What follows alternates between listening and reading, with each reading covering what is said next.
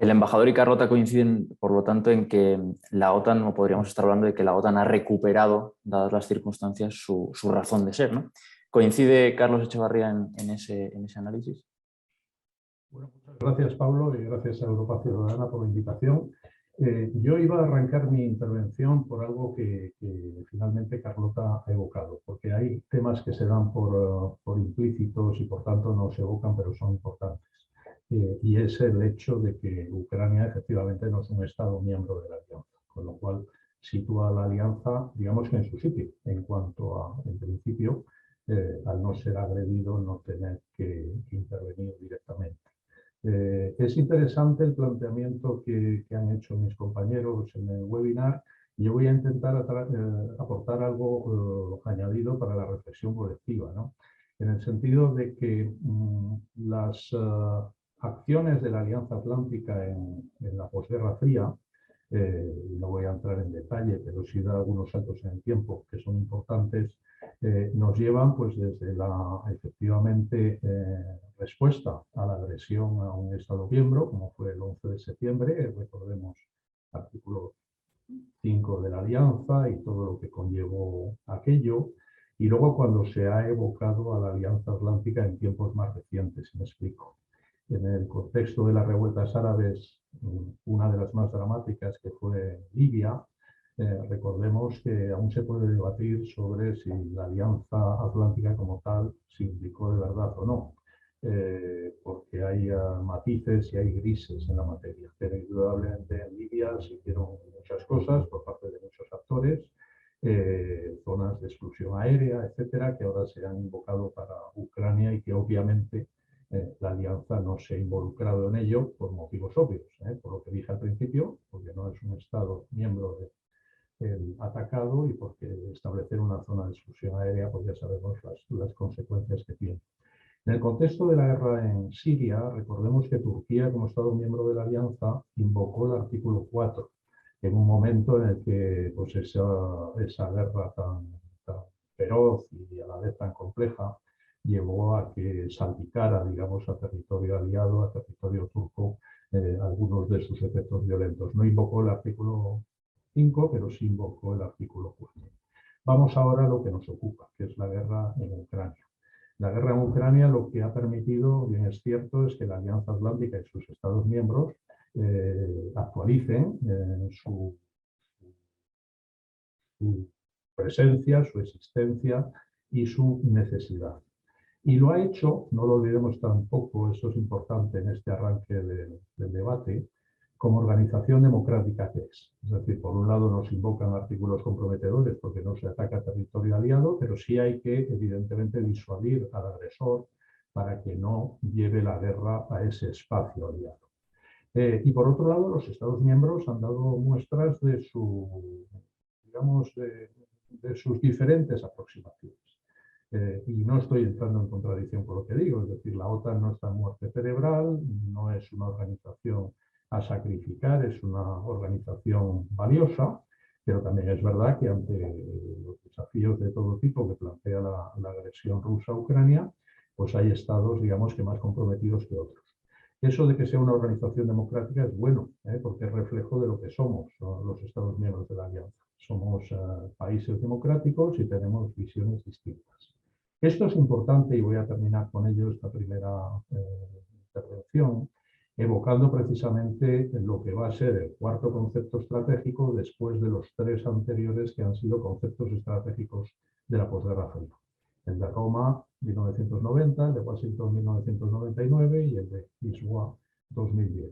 ¿En qué sentido hay que invocarlos? Bueno, pues porque sirven, y desde luego el cuarto va a servir también, para ponernos en relación con el mundo que nos ha tocado vivir y que nos va a tocar vivir. Quizás en la expresión del presidente Macron que evocaba el embajador Pérez, eso de la muerte cerebral, etcétera, etcétera, pues me permitía al presidente francés, digamos que mostrar su amargura en un momento en el que Francia estaba y sigue en guerra contra el yihadismo, contra el terrorismo. Y lo hacía en un escenario que es el escenario maliense, pero también se está en guerra contra el terrorismo en casa. Y el embajador Pérez lo sabe muy bien desde aquella atalaya que fue el Comité Antiterrorista del Consejo de Seguridad. La OTAN del futuro, y creo que las siguientes preguntas van por ahí, va a tener que estudiar y mucho cuál es esa dimensión en la que por un lado está lo estricto y rígido, que es defender única y exclusivamente el territorio aliado, pero por otro lado están los conflictos híbridos y las zonas grises, a las que entre otros los españoles pues poco a poco nos vamos viendo sometidos. Así que yo creo que en esta primera aproximación esas puntualizaciones y esa perspectiva pues pueden ser útiles para la reflexión colectiva. Muchas gracias.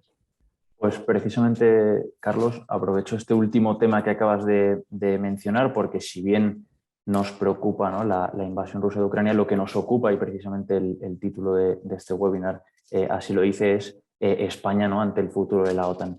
Y precisamente como presidente del Observatorio de Ceuta y Melilla, y también relacionado con una pregunta que nos han dejado en el chat, que aprovecho a todos los asistentes que así lo quieran, pueden dejar las preguntas que quieran en el chat y nosotros las intentaremos o bien contestar al final o si están relacionados con el tema, pues contestarlas en el momento.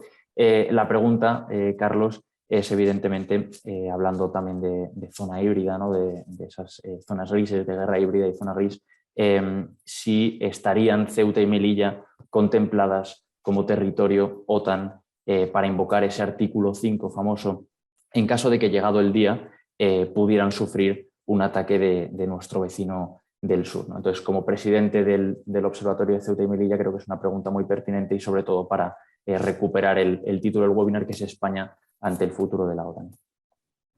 Bueno, España obviamente es un país más que interesado en que la próxima cumbre de la Alianza Atlántica salga bien, no solo porque tiene lugar en nuestra patria, sino porque nosotros somos la puerta del frente sur, y digo frente y no flanco, en el sentido de que efectivamente el territorio nacional español incluye territorio en el norte de África.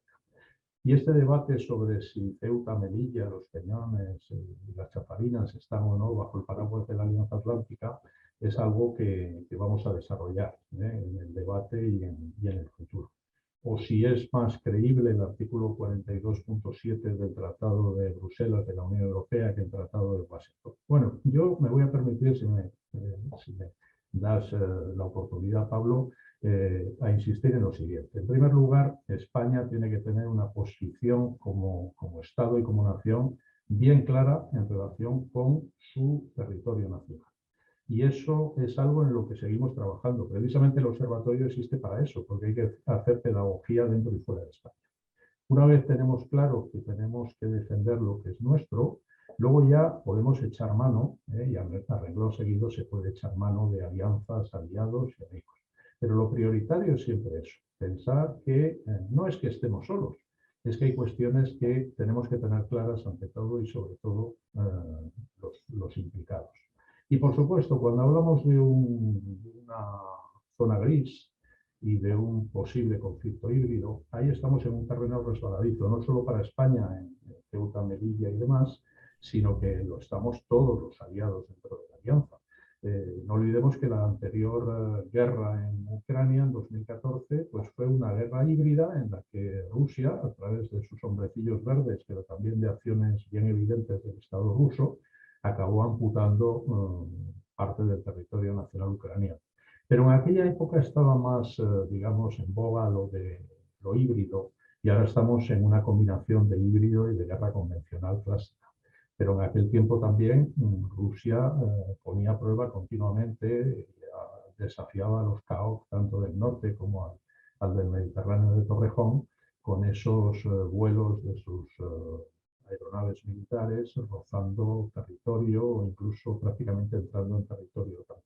Y en relación con Ceuta y Melilla y en relación con Marruecos, pues por ahí simplemente lo que aludo es a lo que acabo de definir, es decir, las zonas híbridas, los esfuerzos híbridos y lo que podría ser efectivamente un escenario de conflicto. Cuando hay un escenario de conflicto abierto, el aliado tiene claro que tiene que invocar, aparte de la defensa nacional y la voluntad política propia, todo lo demás que tiene en su mochila. Y tener a la OTAN en la mochila yo creo que es bueno. Las dimensiones jurídicas ya ahondaremos después si es necesario. Precisamente hay un punto que acabas de comentar, Carlos, que es el de hacer pedagogía a nivel nacional y también pues, tomar conciencia, ¿no?, de lo que implica formar parte de la OTAN. En el caso de España, a nivel político, es un caso quizá complejo, ¿no?, porque, y lo hemos visto precisamente durante estos últimos 2 meses, hay formaciones políticas, sin entrar en valoraciones, pero hay formaciones políticas que han celebrado manifestaciones también en contra de la OTAN, ¿no? Y la pregunta no es tanto si eso está bien o está mal, sino cómo afecta a la imagen de España en el sentido de aliado de la OTAN. Me refiero, ¿cuál es a día de hoy el análisis, y podría empezar el embajador, de la posición española en la organización actualmente? Lo grave de lo que apunta es que algunas de esas fuerzas políticas forman parte del gobierno, ¿no? No es que sean colegiados del gobierno, forman parte del gobierno, ¿no? Y eso naturalmente en cualquier tipo de observador nacional o internacional introduce un factor de perplejidad en el mejor de los casos, de duda o de rechazo en el peor de los casos, ¿no? Digamos, ¿cómo es posible que representantes no ya, digamos, coaligados o simpatizantes, sino ministros se pronuncien en contra de un aspecto absolutamente fundamental de lo que viene a ser la presencia internacional de España prácticamente desde 1982, desde que entramos en la alianza, ¿no? Yo creo que eso hay que tenerlo muy en cuenta porque efectivamente distorsiona las percepciones que nosotros producimos, proyectamos hacia el exterior. Yo creo que desde ese punto de vista hay que tenerlo en cuenta, es decir, lo decía Carlos ahora mismo, es decir, ¿qué es lo que esperamos de la cumbre? Bueno, esperamos que sea un éxito, esperamos que sea un éxito tanto desde el punto de vista del fondo como desde el punto de vista de la forma, que se viene organizada. Esperemos que efectivamente el concepto estratégico que salga de esa reunión sea el que cubra lo que se llama la OTAN 2030, es decir, prácticamente los próximos 30 años, los próximos 10 años, y consiguientemente suponga un reforzamiento de todas las capacidades que la OTAN ha venido desarrollando. Desde ese punto de vista, incluso en algún sentido la agresión rusa a Ucrania nos viene bien. Pero al mismo tiempo lo que sería difícilmente comprensible es que el gobierno, que es el anfitrión de esa cumbre enormemente significativa por tantas razones, se encontrara con que durante los mismos días de la celebración de la cumbre, miembros del gobierno se manifestaran en contra de la organización. Sería gravísimo. Yo creo que ya está produciendo perplejidades en el mundo exterior. A mí me gustaría que por parte del gobierno y por parte del presidente del gobierno hubiera una afirmación muy clara y contundente de lo que espera de la reunión, lo que espera del comportamiento de sus ministros al respecto.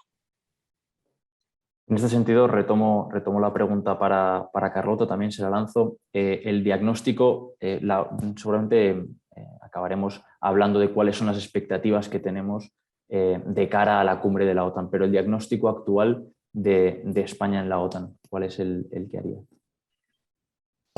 Yo creo que España hoy en día es un aliado sólido, fiable y yo creo que es un ejemplo de aliado dentro de la OTAN. A mí me gustaría recordar una cosa. A principios de los años 70 había unas encuestas del CIS sobre la percepción de la OTAN y una mayoría de los españoles en principios de los años 70, más del 50%, estaba a favor de la OTAN, porque la OTAN era una organización de países democráticos. Sin embargo, en ese mismo momento había cierto antiamericanismo, estaba el tema de las bases, y no se asociaba Estados Unidos y ese antiamericanismo con la percepción que se tenía de la OTAN, que era un club de democracias y que en ese momento, por lo tanto, España no podía acceder a ello. Luego, curiosamente, más adelante, ya España democrática, en el periodo de la transición, de alguna manera la izquierda española y el PSOE tuvo que crear esa oposición a la OTAN para luego volverla a deshacer con el referéndum de 1986, que al final hubo una mayoría del 50 y tantos % que votó a favor de mantenerse en la OTAN.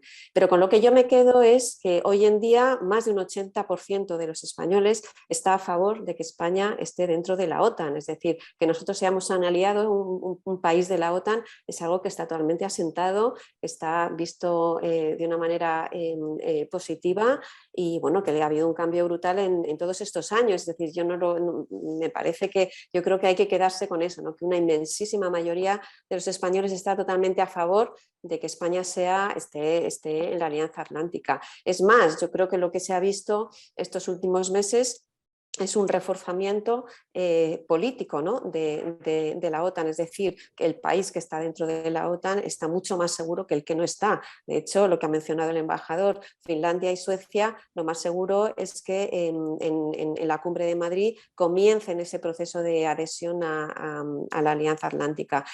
¿Qué tiene que hacer España? Bueno, pues como socio fiable, y también como es reconocido, por ejemplo, siempre ese impulso que ha dado dentro de la OTAN a su agenda sur de la alianza, ese enfoque de seguridad de 360 grados, es decir, que la OTAN tiene que ser capaz de dar respuesta frente a cualquier amenaza, desde cualquier lugar, en cualquier momento. Eso es algo por lo que España siempre ha estado impulsando y trabajando dentro de la organización, y yo creo que lo que tiene que hacer en Madrid es que, a pesar de que el foco en el corto plazo está en Ucrania, está en la agresión rusa, no debemos perder de vista, y eso lo tiene también que intentar favorecer España, que hay muchos otros retos, que China sigue estando ahí, que no tenemos que perder ese punto de vista, que está el tema de la ciberseguridad, que está el tema de las pandemias. Es decir, que hay muchísimos retos que afectan tanto a las Fuerzas Armadas como a las sociedades, y todo eso también tiene que procurar ser atendido en Madrid, porque recordemos que el concepto estratégico es una visión de la OTAN a largo plazo. Es cierto que en esa visión a largo plazo también va a estar Rusia. Rusia va a seguir siendo una amenaza persistente, como ha sido definida, pero sin perder de vista todo lo demás. Y yo creo que España, y por su experiencia, sobre todo desde el 99, cuando se incorporó plenamente a la organización, que yo creo que eso es clave, es un aliado que perfectamente puede apostar y puede impulsar para que en el nuevo concepto estratégico haya esa visión amplia, además de la realidad de hoy en día. Muchas gracias, Carlota. Carlos, ¿coincides también con el embajador y con Carlota en este sentido, en el posicionar o en el posicionamiento que hacen de España en la OTAN? Y sobre todo, mi pregunta también, y así abrimos otro debate, estas últimas semanas o estos últimos 2 meses, lo que nos hemos dado cuenta es que en Europa los países, ¿no? O por lo menos los gobernantes, lo hemos visto con Alemania en un giro bastante drástico, se han dado cuenta de que la seguridad de alguna manera hay que pagarla, ¿no? Y de ahí que hayan elevado el gasto en defensa por encima del 2%. En España es una tarea pendiente de un compromiso adquirido, ¿no es cierto? Efectivamente. Eso es un compromiso adquirido hace varias cumbres de la Alianza Atlántica y por todos, incluida España. España, además, que es un país que ahora mismo, junto con otros aliados, está enviando armamento a Ucrania. Que ese armamento, por otro lado, no olvidemos que hay que reemplazar, porque nosotros tenemos también nuestras necesidades y nuestros desafíos de seguridad y nuestras obligaciones en materia de defensa.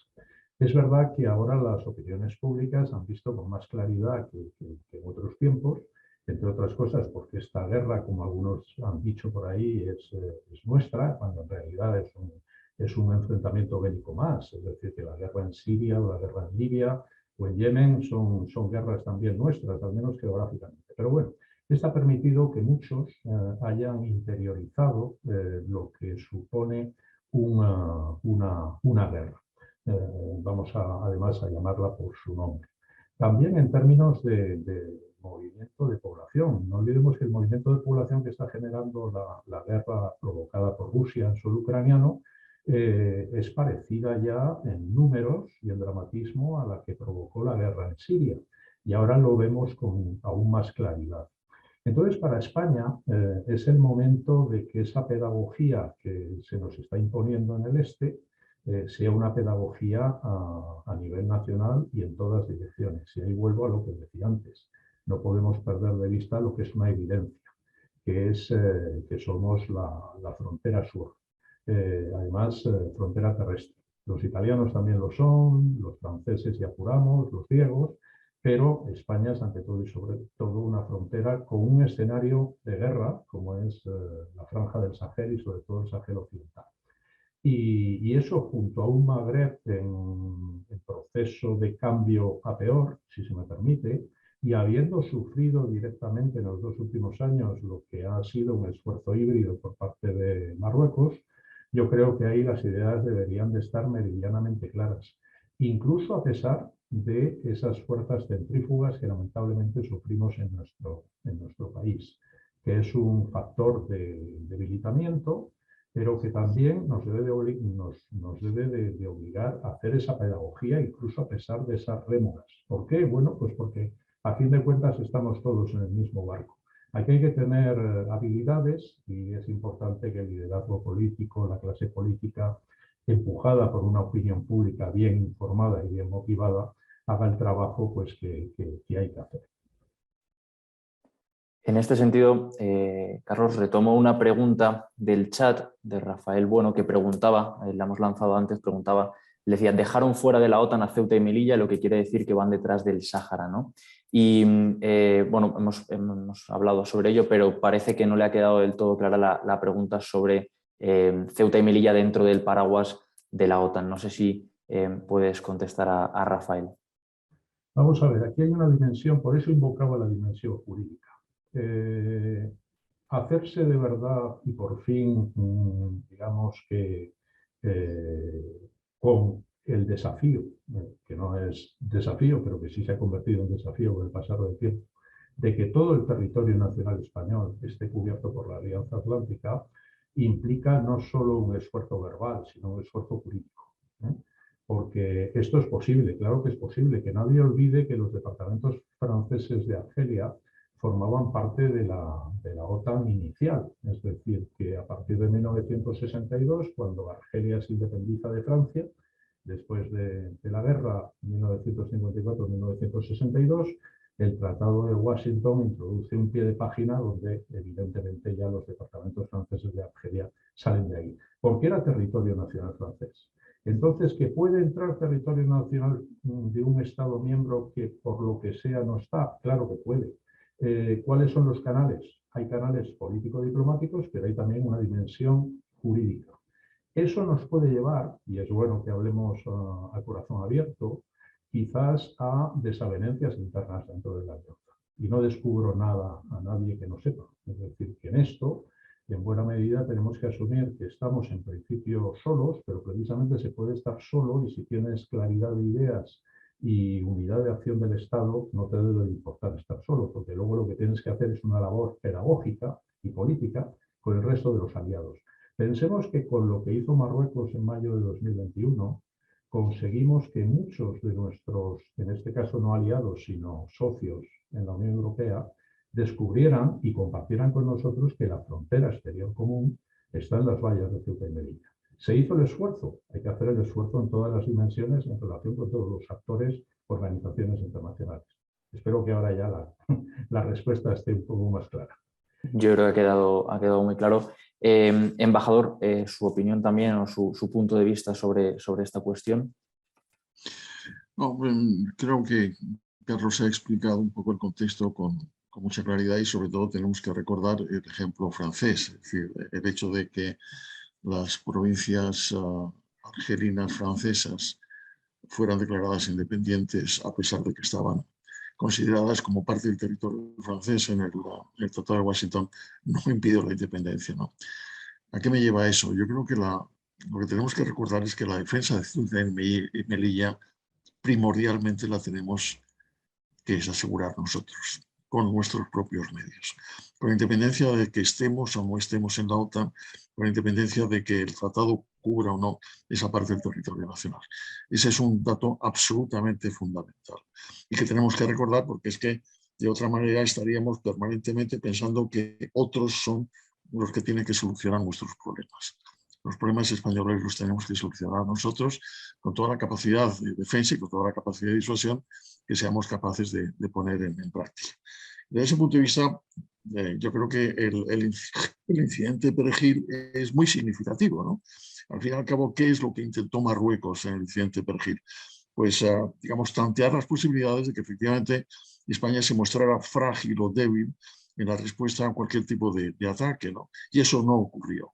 Esa elección fue una elección importante, digamos, situando el tema de Perejil en sus dimensiones exactas, que no son precisamente las de Ceuta y Melilla, pero esa lección hay que aprenderla, ¿no? Y yo creo que es absolutamente fundamental el que sepamos que la defensa de Ceuta y Melilla pertenece de manera radical, de manera principal, a nuestros esfuerzos para garantizarla sin ningún tipo de duda.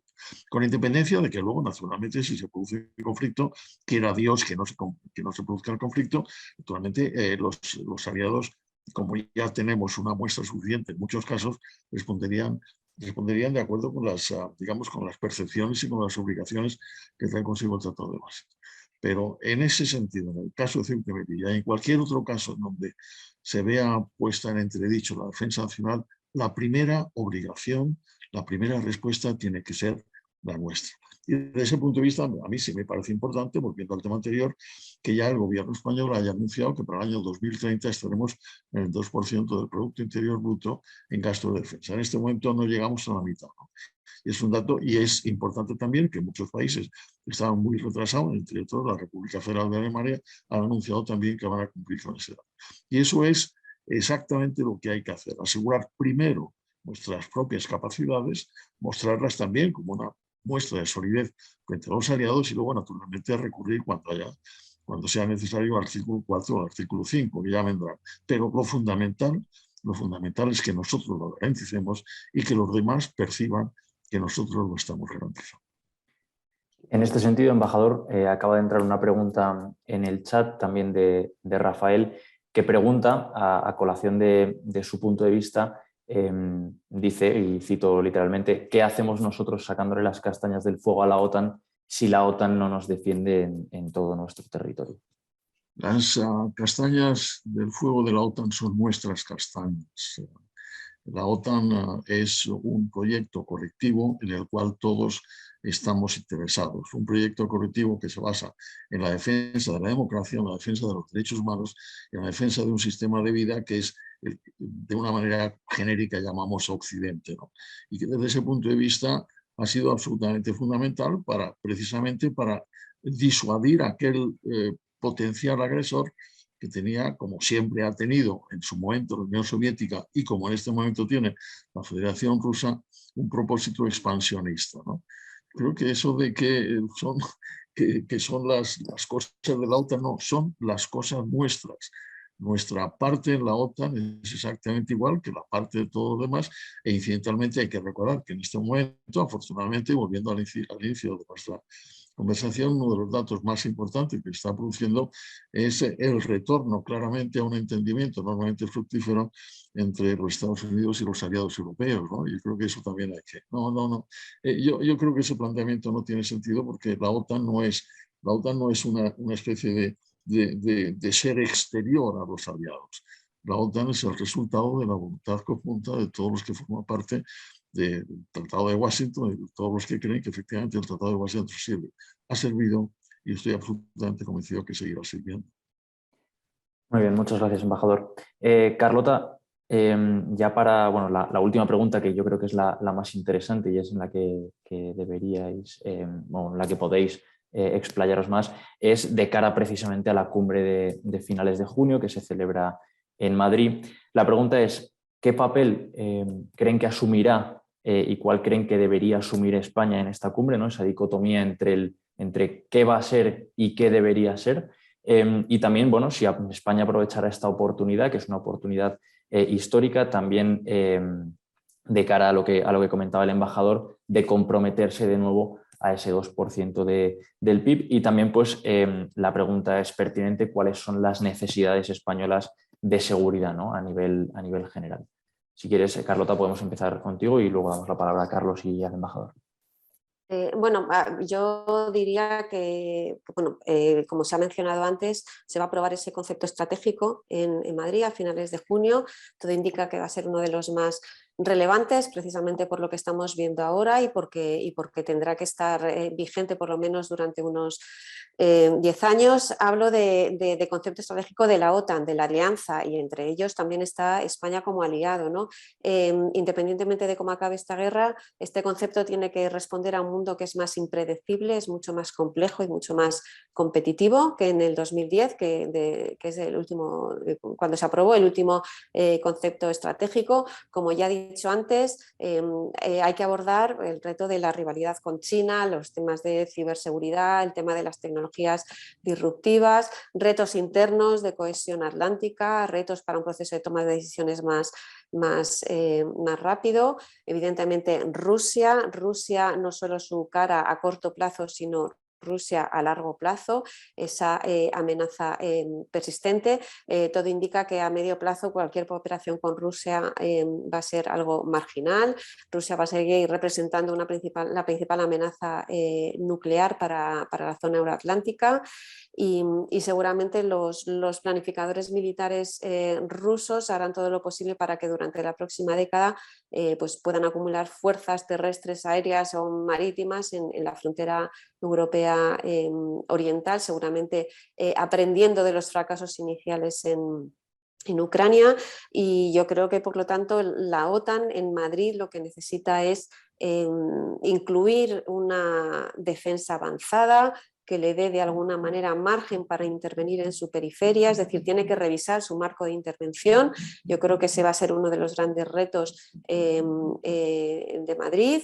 E insistiendo que una de las ironías de esta invasión rusa es que si no hubiera ocurrido seguramente Occidente y Europa estaríamos todos mucho más centrados en China y en otras amenazas como por ejemplo Irán.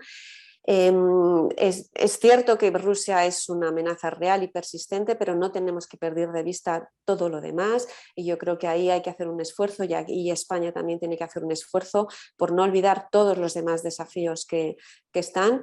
Tenemos que hacer hincapié también en esa política de partenariados, en particular en relación a los socios del sur, como también ha mencionado Carlos. Hay que hacer hincapié en el tema de la proliferación, del desarme y de control de armas. Y de nuevo, como ya me he comentado antes, España ha sido reconocida siempre como por haber dado ese impulso a esa agenda sur de la alianza, ese enfoque de seguridad de 360 grados, y es algo que tiene que seguir insistiendo.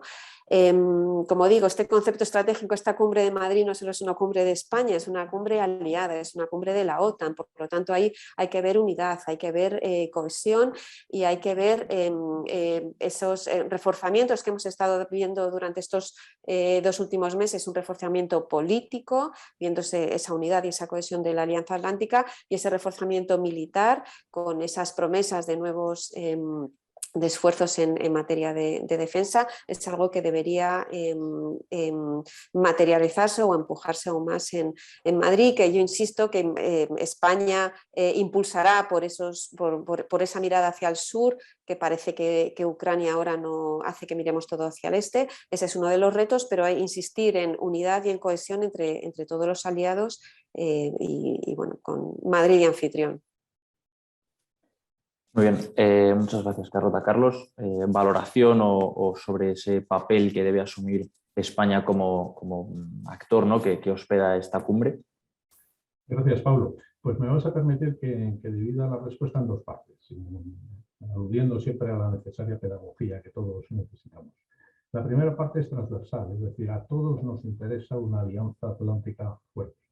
¿Y eso por qué? No es un eslogan político, es un eslogan en tiempos difíciles que nos ha tocado vivir y que les va a tocar vivir a nuestros hijos.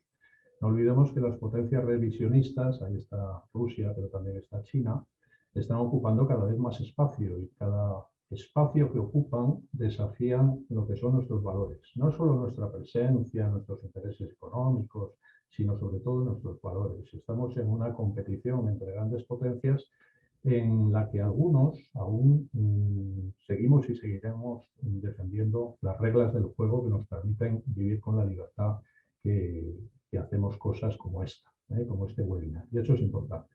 Y fortalecer la alianza exige que estén reforzados todos sus Estados miembros, porque la alianza a veces y ahí va lo de la pedagogía, no vemos lo que hace por nosotros a diario. Cuestionamos que igual la alianza no nos va a ayudar en Ceuta y Melilla, cuando, como decía el embajador, lo primero es la responsabilidad propia. Una vez te comprometes tú, lo que luego te venga de propina, pues bienvenido sea, pero si no te comprometes tú antes. Pensemos que en la ciberdefensa o en la defensa aérea que disfrutamos, aunque no nos demos cuenta, la OTAN está detrás y está permitiendo que nuestras empresas funcionen y que nuestros ciudadanos sigan siendo libres. Después del 11 de septiembre, Estados Unidos invocó el artículo 5, pero no nos llevó a todos los aliados a Afganistán. Lo que hicimos los aliados fue cubrir los vacíos que Estados Unidos tenía que dejar para ir a Afganistán, es decir, patrullas, esfuerzos militares de todo tipo. Y eso le pasará a España si algún día se ve envuelto en un conflicto. Pero si eso ocurriera, y ahí voy a la segunda parte, que es sobre todo la que apuntas en tu pregunta, España tiene que tener una disuasión que nadie pueda cuestionar. Y en eso hay que hacer un esfuerzo, que es el leitmotiv del 2% del PIB, que es importante porque efectivamente estamos por debajo de la mitad, y en ese 2%, evidentemente, lo que conseguiremos es que no haya un Estado miembro de la Alianza que suponga una fisura, y además España no se puede permitir ser una fisura ni para sí misma, ni para la Alianza Atlántica y por tanto para el mundo occidental. ¿Por qué? Bueno, pues porque estamos en el mapa donde nos ha tocado y nuestra posición es muy exigente y eso hay que explicárselo a quien no lo quiera entender. Tenemos el sur y el sur con mayúsculas es muy exigente en muchas dimensiones, pero también lo es en la dimensión clásica, es decir, que desafía nuestra defensa y nuestra seguridad. Y tenemos que tener una capacidad de disuasión porque quien pierde su capacidad de disuasión lo que hace es presentar una invitación a terceros para que puedan llevar adelante medidas bien directas o bien híbridas para debilitarlo. Muy bien, y para terminar con esta última pregunta, antes de dar paso a las preguntas que se han ido acumulando en el chat, embajador, ¿qué papel qué papel cree que asumirá España en esta cumbre de la OTAN a finales de junio? Sí, creo que está silenciado, embajador. No sé si puede silenciarse.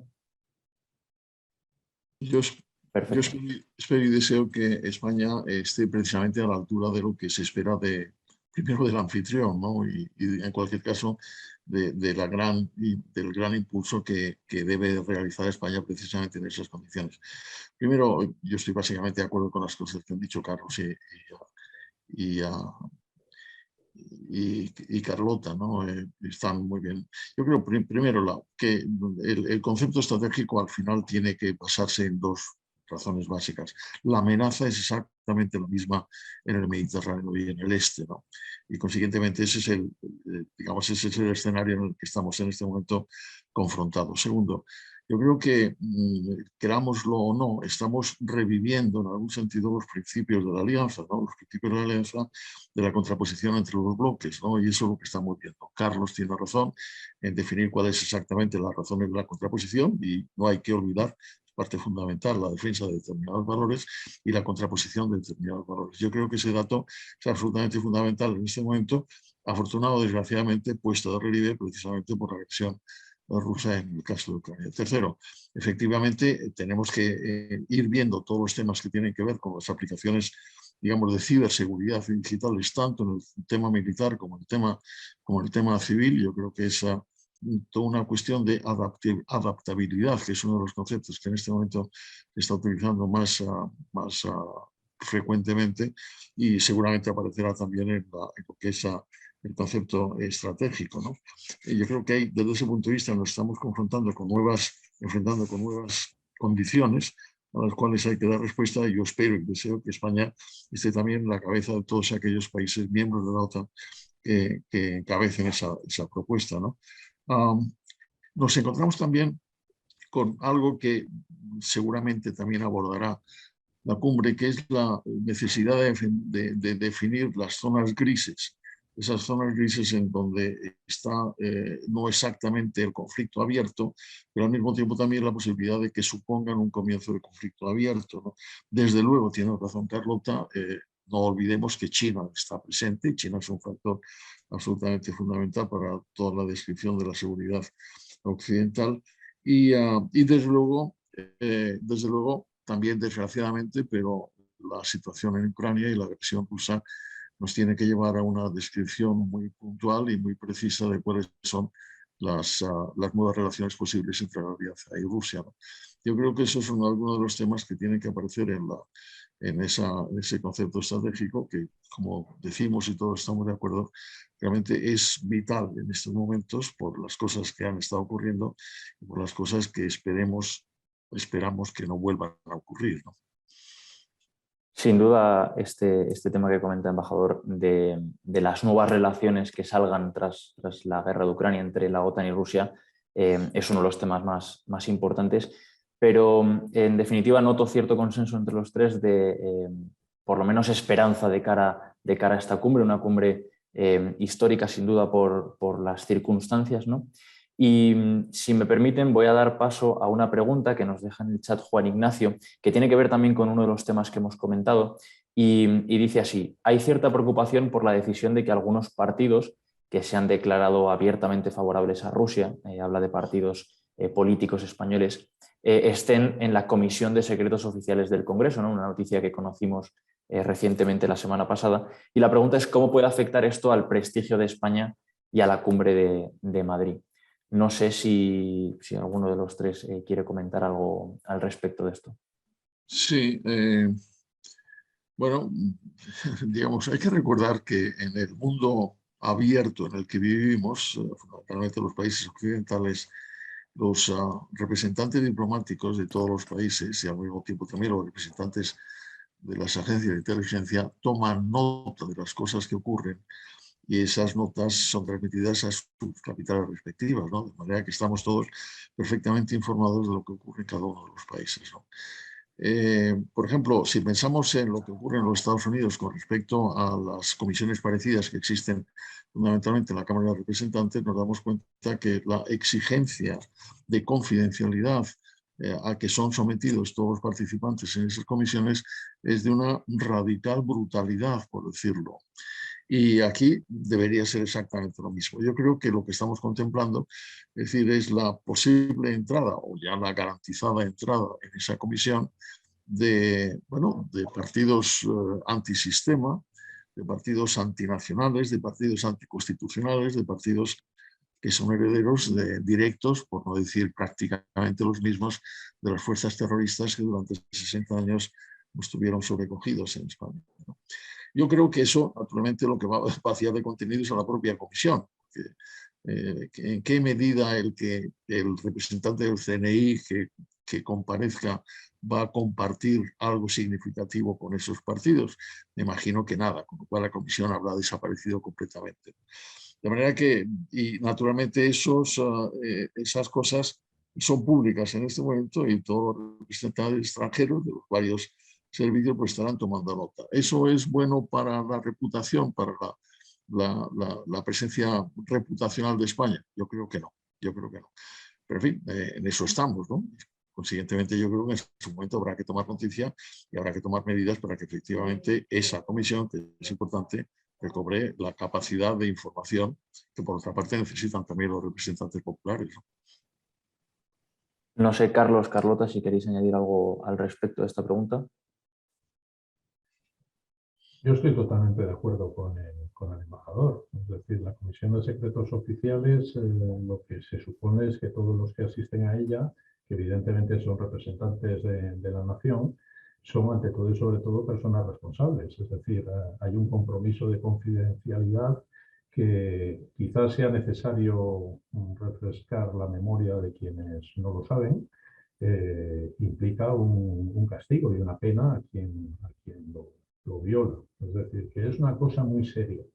Y en un país como es España, donde aún estamos construyendo comunidad de seguridad y comunidad de defensa, está claro que tenemos que poner el pie en el acelerador. Y más en los tiempos de confusión en los que vivimos a escala nacional y a escala internacional. Yo estaba precisamente acordándome de cómo de vez en cuando algún Estado miembro de la OTAN que sufre debilidades internas entra en situaciones más que preocupantes. Estaba pensando, no estoy estableciendo paralelismos, evidentemente, que nadie se pase las vestiduras, Pero recuerden cuán vulnerable se hizo Grecia a principios de la década pasada, cuando, atravesando la situación política y económica que atravesaba, pues algunos actores externos consiguieron ocupar espacio en semejante escenario de caos. No nos podemos permitir tal cosa. Así que es un llamamiento a la responsabilidad y a trabajar con más ahínco para recuperar tiempo perdido, que lamentablemente en el caso español y en temas de seguridad y defensa es un tiempo largo. Pablo, yo simplemente decir que la reputación de España como aliado es intachable. O sea, yo insistiría, por un lado, lo que he dicho antes, el apoyo mayoritario de los españoles porque seamos miembros de la Alianza Atlántica, y por otro lado, nuestra reputación como aliados solidarios. Yo aquí me gustaría recordar que España, dentro de sus capacidades, que pueden ser más limitadas, o sus presupuestos de defensa, España está en todas las misiones aliadas, en todas las misiones de la Unión Europea, y siempre respondemos, aunque sea una presencia simbólica, porque en ese momento no tenemos todas las capacidades, pero desde luego la política de varios gobiernos en este siglo ha sido el estar presente en todas y cada una de las operaciones, y por eso cuando se habla de ese 2%, por ejemplo, siempre se insiste en que sí, un 2%, pero que no es lo único que hay que tener en cuenta para valorar cuál es tu participación o tu solidaridad como aliado. Entonces yo creo que ahí eso hay que subrayarlo, hay que sacar cabeza de eso, y bueno, yo creo que la reputación de España, vamos, no está tocada en ese sentido. Muy bien, pues muchas gracias a los tres.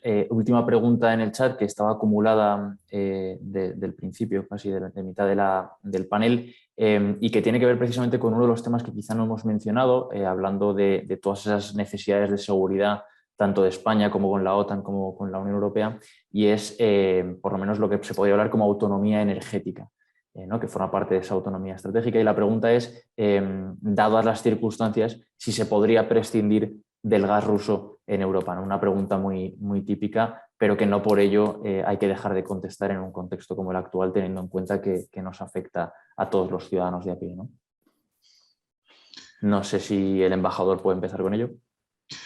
Hombre, yo creo que idealmente en algún momento hay que reconstruir las relaciones con Rusia, ¿no?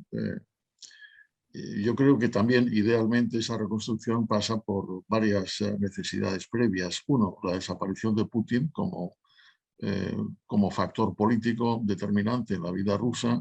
Dos, naturalmente el respeto de la integridad territorial de Ucrania. No vaya a ser que encontremos o encuentren medios de alcanzar la paz sobre la base de premiar la agresión, lo cual sería enormemente grave. Tres, un sistema de reparaciones, y cuarto, también un sistema de rendición judicial de las responsabilidades en la agresión. Yo creo que esos temas son absolutamente vitales. En este momento hay que recordar que el sistema de Naciones Unidas y el sistema de la Conferencia de Seguridad y Cooperación en Europa, de la Organización sobre la Seguridad y la Cooperación en Europa, está prácticamente en mantillas, ¿no? Está prácticamente destruida como consecuencia de la agresión rusa. Y yo creo que efectivamente hay que buscar modos y maneras para reconstruir esa relación. Y esa relación tiene que ver también con la absoluta necesidad de que respeten todos los principios básicos del derecho internacional, que respeten todos los principios básicos de esas organizaciones internacionales, y al mismo tiempo que sienten las bases también para una relación fluida que tenga que ver con lo político, que tenga que ver con lo social, que tenga que ver con lo económico, y que tenga que ver con la posibilidad eventual de que algunos países, como el caso de la República Federal de Alemania, siga adquiriendo masivamente productos energéticos rusos. Dicho todo lo cual, en este momento y en un futuro previsible, eso no es posible y posiblemente tampoco es deseable. Y consiguientemente lo que tenemos que hacer todos, en las medidas en las que efectivamente dependemos de esos suministros energéticos rusos, acostumbrarnos a otras posibilidades y a otros suministros, que vengan bien del sur, que vengan de otros sectores, que provengan también de otras fuentes energéticas. Digamos, yo creo que nos tenemos que replantear seriamente el papel de las centrales nucleares en el suministro energético, ¿no? Por ejemplo, ¿no? Precisamente para evitar esa dependencia. De manera que es complejo, pero yo creo que hay que abordarlo, y yo estoy absolutamente convencido que de manera más o menos sistemática, más o menos clara, más o menos velada, la cumbre de la OTAN de Madrid también lo abordará, porque al fin y al cabo lo que estamos viendo es que hay algunos países que tienen realmente necesidades vitales que resolver desde ese punto de vista. Brevemente, Carlos, Carlota, ¿algún apunte? Sí, perdón. Carlos, Carlota, no, por no, no, favor. no, No, no, yo solo faltaba. Por favor. Perdona, Carlos. A ver, dentro de esta complejidad que ha mencionado el embajador, a mí me gustaría hacer un pequeño apunte. Ha sido muy importante para la OTAN durante estos meses no solo esa unidad interna, sino que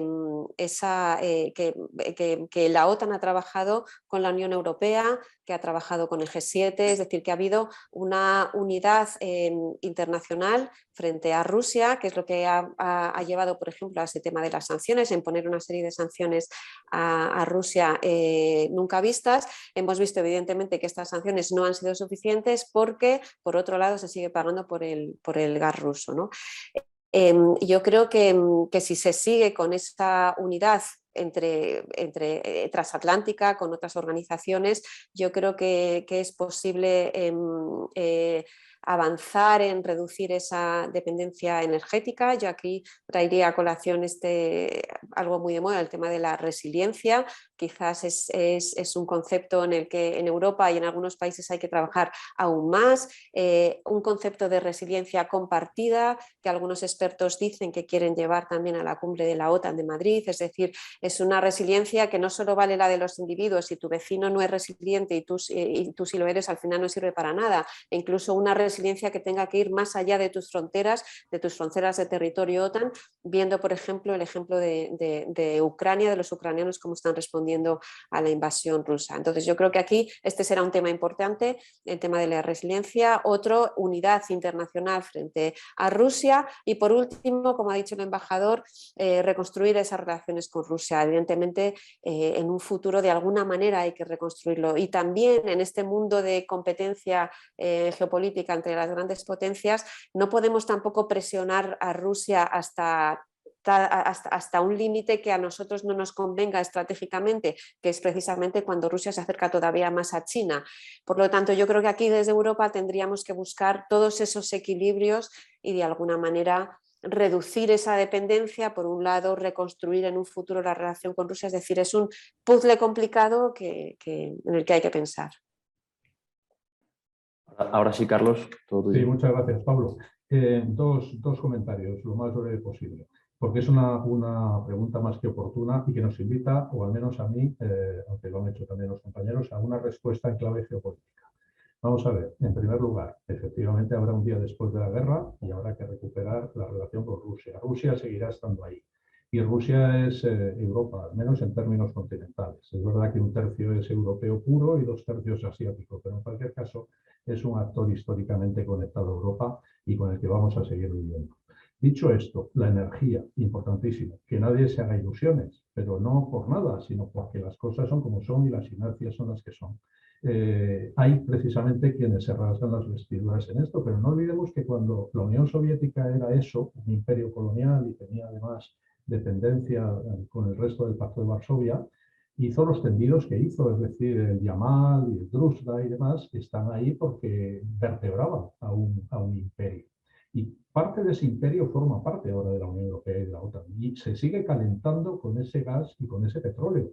Porque cuando tienes a un monoproductor cerca, nosotros tenemos a Argelia y los otros tienen a Rusia, obviamente que se bebe petróleo y se aspira gas. Y esto no se cambia de un día a otro. Por mucho que algunos eleven el tono y nos critiquen, evidentemente el primero, el presidente ucraniano. Es verdad que podíamos haber evitado esa dependencia, pero los gobernantes están a lo que están y la visión geopolítica muchas veces pues, no está presente en los gobiernos de los países democráticos, ¿no? En ese sentido, lo ha dicho el embajador, Francia no está tan preocupada como lo están otros, porque apuesta fuerte por lo nuclear. Hay otros países que apuestan por lo nuclear o por otras energías, o pura y simplemente por diversificar mejor. ¿Que lo tenemos que hacer? Sí, pero tenemos por delante años de dependencia en relación con Rusia. Y nosotros como españoles, que no dependemos, y con ello termino, afortunadamente de Rusia, deberíamos de tejer unas buenísimas relaciones con Argelia que en ningún momento debemos de sacrificar.